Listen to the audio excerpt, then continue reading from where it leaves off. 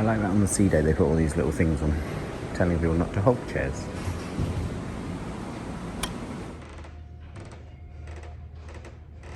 Hope that's okay. Morning everyone, and welcome to day 7 of the cruise, which is the last full day. Always sad. It's a sea day today. It's a little bit grey, a little bit dreary, but still, we'll make the most of it. We've got quite a few things planned for today. We've got a taste of royal lunch, which is kind of like a tasting menu from lots of the different restaurants across the fleet, which will be really good. Then we've got a couple of different shows and things to catch, which should be good fun. But first off, we're going to we're going to go grab some breakfast, and then maybe see, there's a backstage tour of the theatre for dining members in the bar. So we're going to see if we can go do some of that, which should be really good fun. But first, breakfast. So we're going to give the buffet a try. It is 20 to 10 on a sea day. See how it is. We've got a balloon station. That's cool. You know what? It's not heaving. There's a few people, but it's not like absolutely packed. The breakfast was quite relaxed up in the windjammer. It wasn't as chaotic as I thought it was going to be. So we are now heading down the promenade. It's quite quiet in here as well. I don't know where everyone is because they're not outside either. Because it's sorry, I accidentally stopped recording. They're not outside either because it's pretty blustery out there. Maybe they're all in the inside pool. But yes, we are just off to the theatre now for some backstage tour. I don't imagine I'm allowed to record. I'll tell you about it, but put some pictures in if I can. So it was really cool. We were allowed to record as much as we like in most of the areas. There was only a couple of areas backstage that we weren't. The production manager making this young lady safe when she's on stage. We do all the scenery, and I've been with Royal Caribbean for too long now. It's weird being on stage looking out. The blinding lights. That's so cool.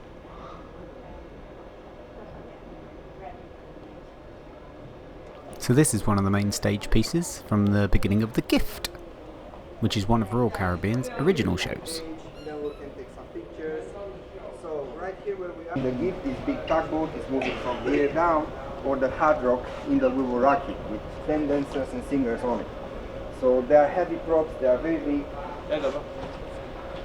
Okay, we have 2 now. I can use 2, why not? Why not? Or the other production halls. So here actually we have 4 decks. It's very high or very tall theater, and 1 more down in the pit. So there are 5 decks. So it's very, very tall. As you saw when we rock you, we have 4 big silver trusses. 3 of them that are attached to the walls with more lights, and then in front here you see this beautiful arch or truss. That's for The Gift, but usually for we rock you we have the silver one with the lights. This one takes 1.5 hours to set up. The other ones about 2.5-3 hours. There's the dragon from the show. How we run the shows, we are running them on time code. So in one page I can have 10 cues or 10 things moving in the same time. So I don't have 10 hands, I cannot move 10 joysticks. So this way I have 1 master bed. That's the main code. I'll stop it there. I can move it all the way. No, absolutely not. So, yeah, the same procedure as I do here, I move anything on stage in the same way. So it's very easy to move things, you just need to be very careful when you move things and make sure people know to move them.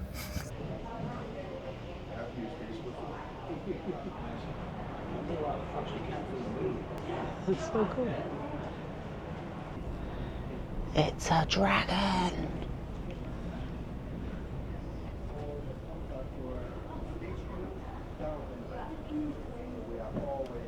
That's so cool.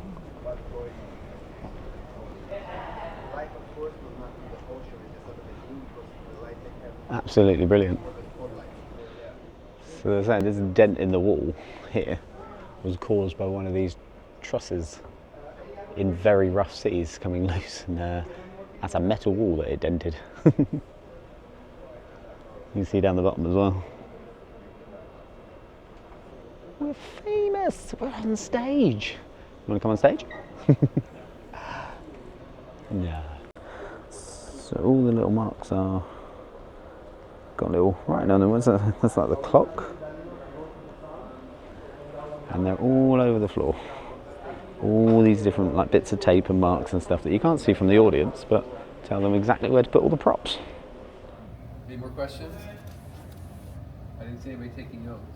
How long did it take you to be comfortable with doing like this show? How long did it take you to memorise or be comfortable with doing it without notes all the time? You kind of have to learn pretty quick. I mean, I was fortunate. I was here when the first cast was being installed. So I kind of learned some of it over the course of a few weeks while they were installing the show. I had a script that I had marked up, and for the first few months I had the script on the desk. So I have the script here and I'm flipping pages. I have the main stuff here labeled with the VCAs, so I'm watching them. Some of the cues are visual, so I'm watching the stage. So it was a challenge. Aside from my first two contracts back in like 94, 95, I haven't come in and covered anybody else. No, that's a good question. I haven't really thought about that. But yeah, I've always been lucky enough to set it up the way I like it. Yeah. And stay on the ship or move on to another new ship. Anyone have to cover you?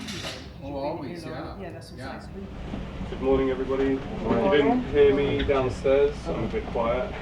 My name's Sam, I'm the light tech here in the theatre, so I'm in charge of maintaining, programming and operating the lighting systems and some of the special effects and stuff that we use in the shows.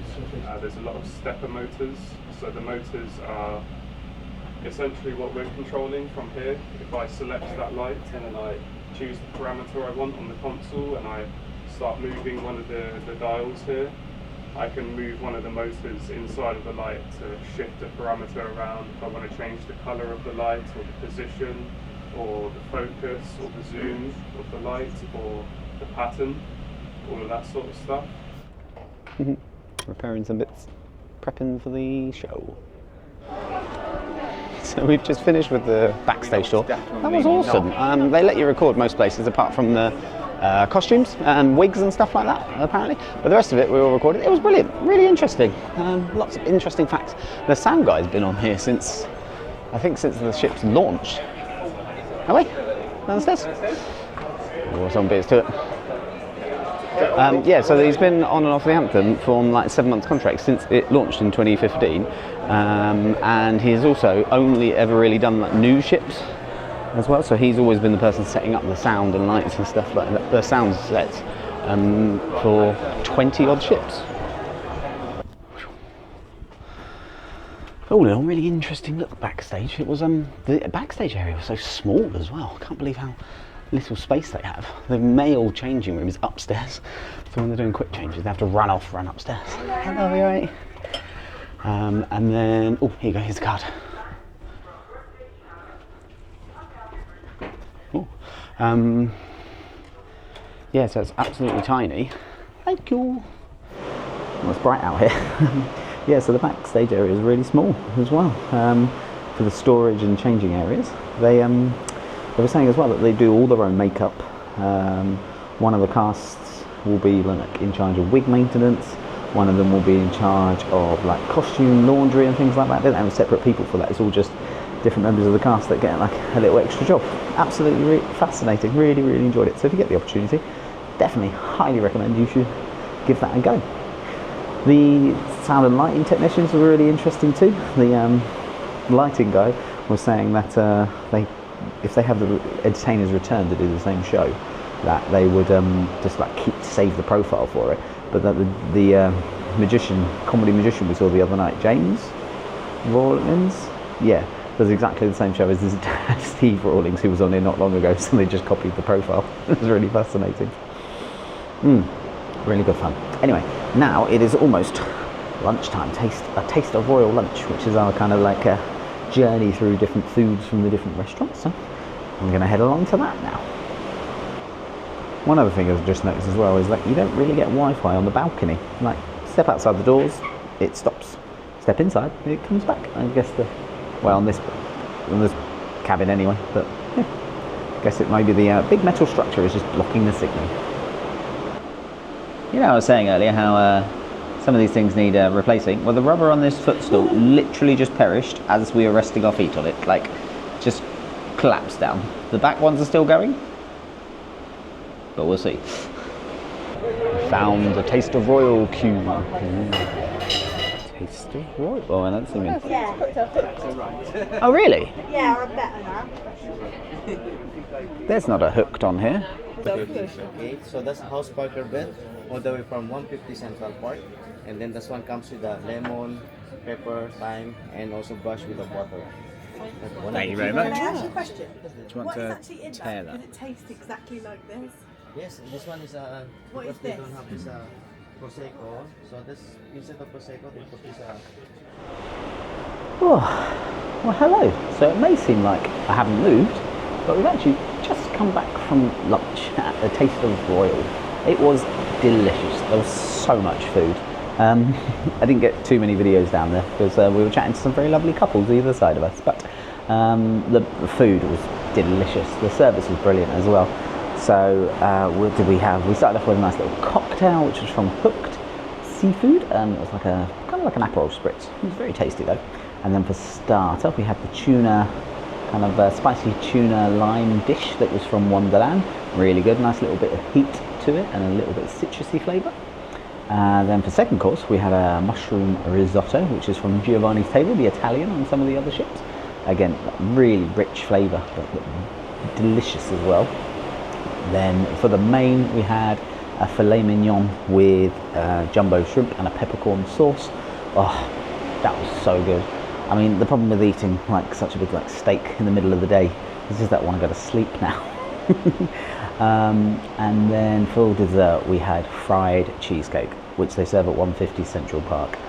Fried cheesecake is so nice. It's like, you'd think it would be really dense and like greasy, but it's not super light. It's absolutely delicious. I could have eaten, well, I would like to have eaten more, but I was just so full. But it was really, really good. Really great experience. Staff in Wonderland, it's served in Wonderland. Staff in there are brilliant, super friendly. I asked nicely if they could make me a smoked wings cocktail, and they did, so that was awesome as well. And yeah, just overall, I think it was £20-ish, we pre-booked it. Yeah, we'll definitely recommend you do it if you get the opportunity. The person sat next to us and won it whilst playing Who Wants to Be a Millionaire on the cruise ship. So, I mean, there's always a chance you can win it instead if you don't pre-book it. And we're undecided on what we're going to do next. We might just go for a wander around the top deck and then see what we get up to. What a difference a day makes. There is nobody out here. It's so empty on the top deck. I have no other words to add here. I mean, it's lovely though. Like, there's no one out here. Like yesterday, I mean, it was 10 degrees warmer, but should we just come sit out here? North Star's up though. So yeah, it's much quieter outside. There's plenty of pool seats today on a sea day, but that's because it is, what is it, 16, 15, 16? Slightly drizzly. Yeah, I mean, slightly windy. You can see the hair moving. It's all right. I don't mind it. Keeps the people away. I mean, that guy's wandering around shirtless, so it can't be that cold. Yeah, British. This is the British way. So I don't know if I said already, but they have changed the terminal to the one next door to it. That's bad hair, bad hair. It's like, try and fix that. Anyway, so they've changed the terminal to the one next door. Apparently it's because they want to connect to shoreside power rather than use the generators when we're in port. So normally they just keep the generator running, engines running, even when we're in port to generate the power for the activities. But some of the newer ships and retrofitted ships can attach to shoreside power, which is obviously a lot greener and a lot cleaner. So, but only some terminals are fitted out for it. So that's what the change of port is tomorrow. Luckily it's only next door, so it doesn't matter too much.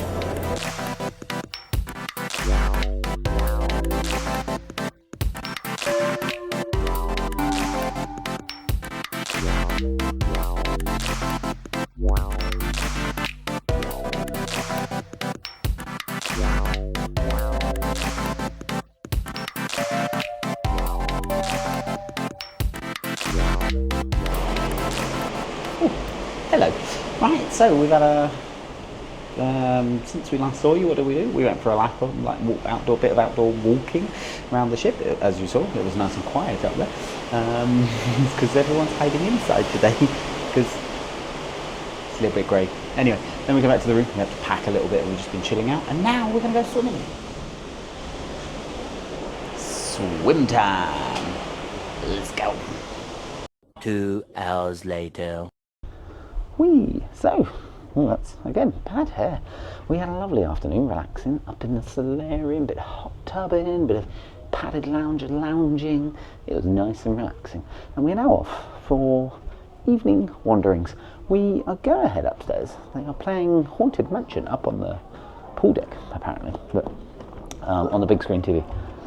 But it might be very horrible and windy, so we're going to go see. And then if not, we might have dinner at the pub, because they do little tapasy snacky things, including lobster mac and cheese wedges.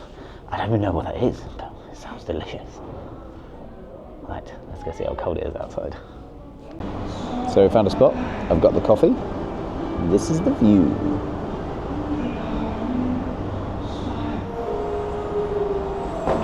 Is it right watching a Disney film on a Royal Caribbean ship?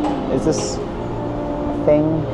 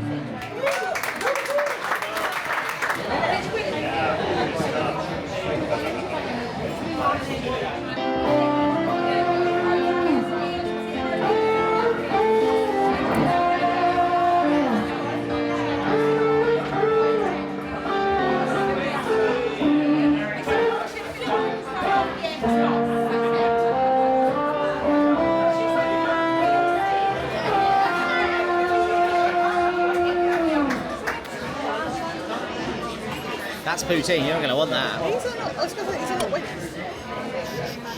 All right, ladies and gentlemen, hello, good evening. Wait, don't sing yet.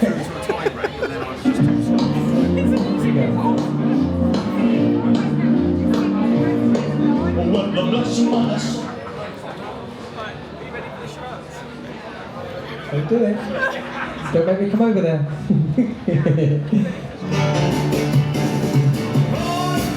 There you go. This is normally when everyone forgets how to sing, even though they've been doing it all the way through and I didn't need them to. This is the bit where people forget how to sing and they all go. So I need you singing now. This is when I need you. I need you right now. This is It's a Kind of Magic, number 1. It's a Kind of Magic, and it goes like this.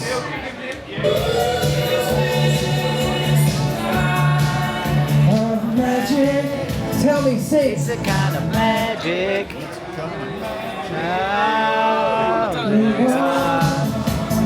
It's a kind of this rain that lasts how long? 1,000 years. It's gonna be What are you doing? Lay off my blue suede shoes. Well, it's a blue suede shoes. Blue suede shoe. Yeah, blue suede shoe, baby. Blue suede shoe. What are you doing? 20. Anyone else get 20? Give it up down here. My winners with 20. I'll give you all the prizes. And ladies and gentlemen, don't forget we have, if you know it, show it, coming up in the music hall.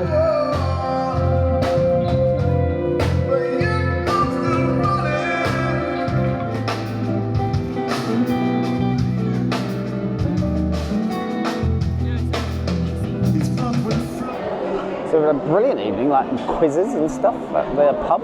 That food was amazing as well. And it was huge portions, but I'll give you a full review a little bit later on. Sorry for the minor interruption, but Future Ben here.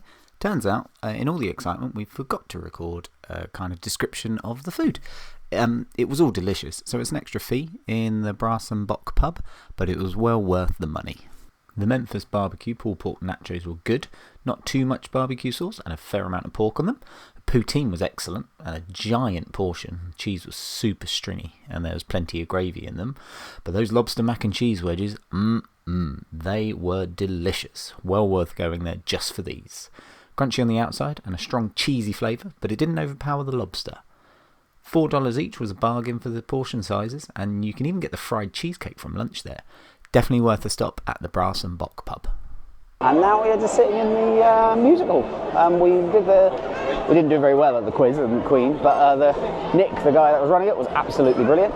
And now we're just grabbing some drinks and stuff at the music hall and watching another quiz. No, absolutely not.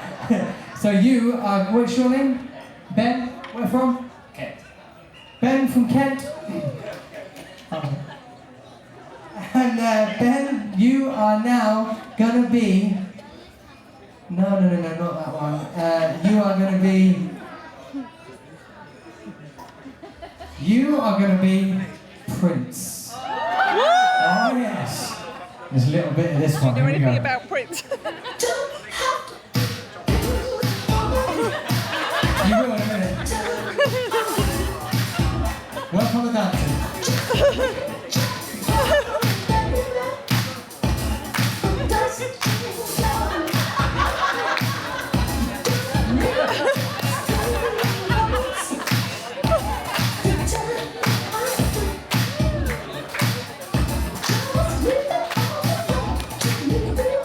He's enjoying it now. I bet you're glad they didn't cut you up. Go on, mate, carry on.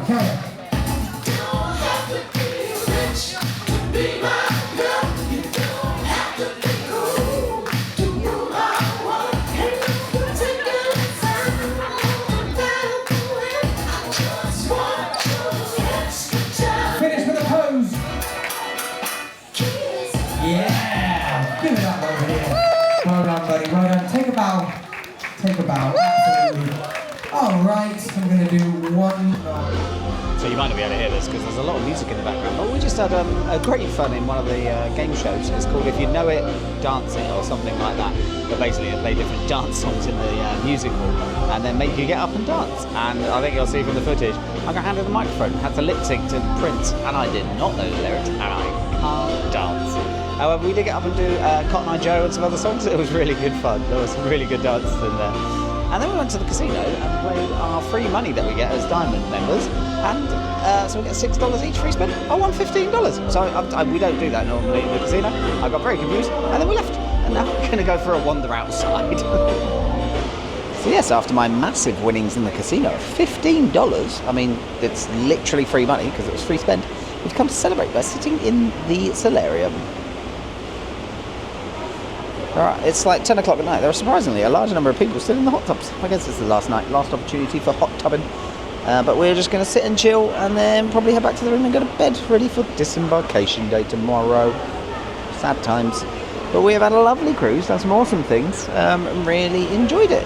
And we will be back on Royal Caribbean next year. And we actually booked another cruise on this one, which is for 2 years' time as well. So we've got 2 more Royal Caribbean cruises planned, so that's very exciting, but you have to wait and hear more details about those. But we're really looking forward to both of those.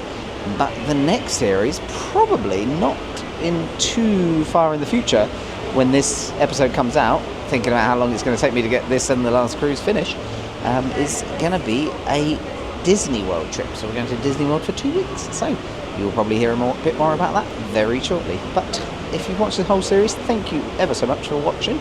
Please like and subscribe. Please leave any comments down below. And yeah, please let me know if there's anything different you want to see or anything that you enjoyed. Happy travels. Well, good morning everyone and welcome to day 8, which is Disembarkation Day, which is always sad getting off a ship. But it's been a great cruise, so can't complain too much. So it's just coming up for 7 o'clock now. For anyone that wants to get off the ship early, they were starting to call self-disembarkation at about 6:15, I think it was. So if you needed to get off the ship early, that's about the time they started it on this one. We were docked in port by 5:15 this morning, and so I think it didn't take them too long to clear customs and stuff like that. However, we are taking a nice little, slightly more leisurely morning. Got coffee, and we're going to go ahead to get breakfast in a bit and then take our bags off the ship. We often just take our bags ourselves because we don't like pack them up the night before, because that eats into our holiday time, and also it's just a bit easier. You don't have to wait around or go pick up your luggage down there and stuff like that. So for us, it's just easier to do the self-assist disembarkation. And then that's it. Yeah, that's the end of the holiday. But what we'll do is we'll show you what we get up to this morning and how getting off the ship is. It is, however, a bit of a grey morning in Southampton. It looks like it's been raining a bit. Hopefully it doesn't do that anymore. Can't remember if I showed you this already, but this is kind of the disembarkation information. More specifically, these are the things that are open on disembarkation morning. And then the rough times of when you are allowed to get off. So I just realised we haven't really had the TV on much, but the interactive TV is pretty useful. It's got this lovely image of an Oasis class ship.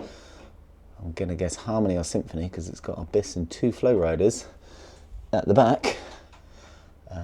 But you can get like all your information about like your account, etc. on here. And then it's got the video on demand as well. Information about the ship, when food and stuff is. And then like, yeah, all the other bits and pieces that you might need. So on the video on demand, it's pretty responsive. But then you've got all the films. It's not an amazing selection, but it's fairly good. There's some new films on here, but I think we mentioned earlier, they are all about $12 to watch. Also, there's TV shows on here. Well, there's safety information that you can watch anytime you like about your assembly drill, and they're free, Flow Rider and stuff. But the TV shows, so it's got Game of Thrones on here at the moment. So this is May 2024. They got the final season of Game of Thrones, but it also appears to be $12 an episode, which seems a bit steep. And then it's got the live TV channels and safety information, etc. on here, but it's pretty useful. But on the live TV, on channel 1, they normally have like the morning show, which tells you useful information for the day, what activities are going to be on, and then so for today it's like disembarkation stuff most of the time. But currently there's some sort of like a behind the scenes thing for the shows. Daniel, we didn't meet Daniel on our backstage. Oh, my hair is crazy. So there's lots of different shows and stuff on. So when you're leaving your cabin, you should always do a check. Any room, cabin, hotels, whatever. You always do a check around. You've got your obvious places like your drawers and whatnot. They're obvious. But in these cabins, there's lots of little nooks and crannies where stuff can get caught. So you've got like behind the curtains, stuff can get caught. There is obviously behind this curtain as well. Making sure, lots of drawers and whatnot. Little nooks and crannies on the desk.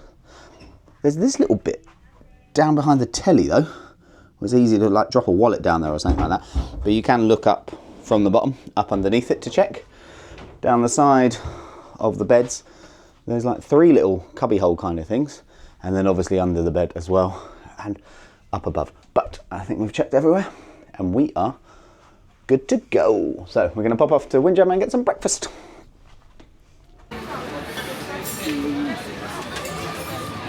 So Windjammer on Disembarkation Day at about 8 o'clock. It's not too busy. Could be a lot worse, but maybe that's because people have already got off. And there's seats available. Right, Windjammer was, sort of not that bad. Like, there were seats available, but again, like it was just before 8 o'clock when we got in there, so I think a lot of people have already left the ship. So, yeah. And now you can experience the squeaky shoes. as we wander along. So we're going to try and get a look at what our cabin for our next cruise looks like. So we're going to pop down there and see if they are open, just so we can get an idea of whether it's a nice balcony, a nice position and stuff. See if we want to move to a different one or not. Right, let's see how we go. The other thing is, where they're cleaning all the cabins, they're normally pretty happy for you to have a look and like just stick your head in if you want to like check out what the suites are like and things like that. So, and we've done that before and we checked out the ultimate family suite on one of the Oasis class ships one time, didn't we? So yeah, you can always do that. They're normally very nice.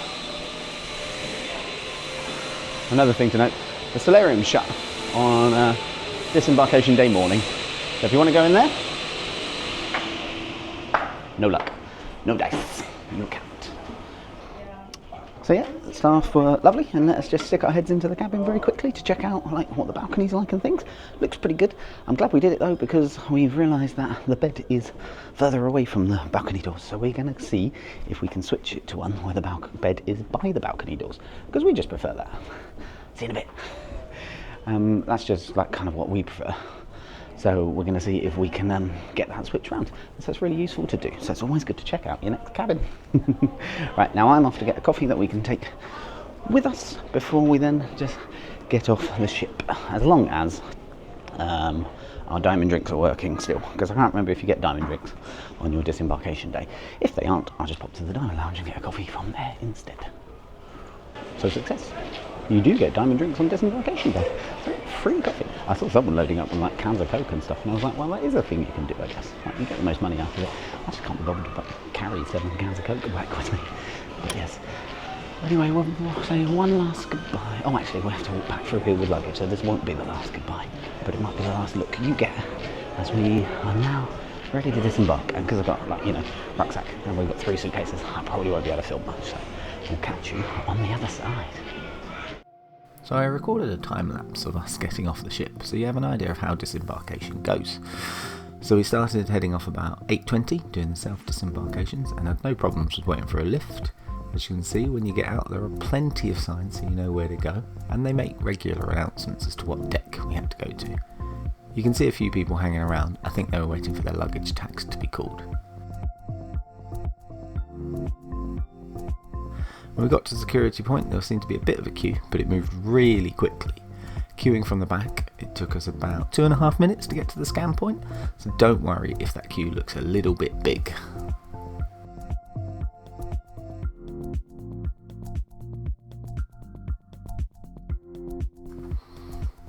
And once you've tapped through the security point, it's just that long, windy walk down the bridge back to the terminal.